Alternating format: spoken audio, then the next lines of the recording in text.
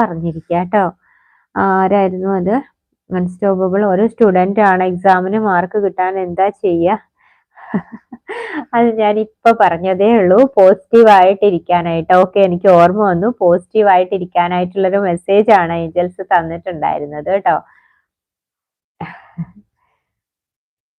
അതെ, പോസിറ്റീവ് ആയിട്ടിരിക്കുക. Big happy changes ആണ് ഫ്യൂച്ചറിൽ വരുന്നത്. നല്ല സന്തോഷമുള്ള കാര്യങ്ങളാണ് വരുന്നത്. നന്നായിട്ട് പഠിക്കുക, അതാണ് വന്നിട്ടുള്ളത്. പോസിറ്റീവായിട്ട് ഇപ്പൊ മൈൻഡ് ഡൈവേർട്ട് ആവുന്നെങ്കിൽ ഒത്തിരി സൊല്യൂഷൻസ് യൂട്യൂബിലുണ്ട്. കുറെ കാര്യങ്ങൾ നമുക്കിപ്പോ പഠിക്കുന്നത് എങ്ങനെയാണ്, ഇത്ര ദിവസമാണോ ഉള്ളത്, അപ്പൊ നമുക്ക് പഠിച്ചെത്തിയിട്ടില്ല എങ്കിൽ നമ്മൾ ഏതൊക്കെ ക്വസ്റ്റ്യൻസിലാണ് കൂടുതൽ ശ്രദ്ധ വെക്കേണ്ടത്, ഇങ്ങനെയുള്ള കാര്യങ്ങളൊക്കെ തന്നിട്ടുണ്ട്. ചെറിയ ചെറിയ വീഡിയോസ് ആയിട്ട് ഇപ്പൊ 1 മണിക്കൂർ കൊണ്ട് ഫുൾ റിവൈസ് ചെയ്യുന്ന കാര്യങ്ങളൊക്കെ ഉണ്ട്. ഇപ്പോ അവൈലബിൾ ആണോ എന്ന് എനിക്കറിയില്ല, ഏത് ക്ലാസ് ആണെന്ന് എനിക്കറിയില്ല.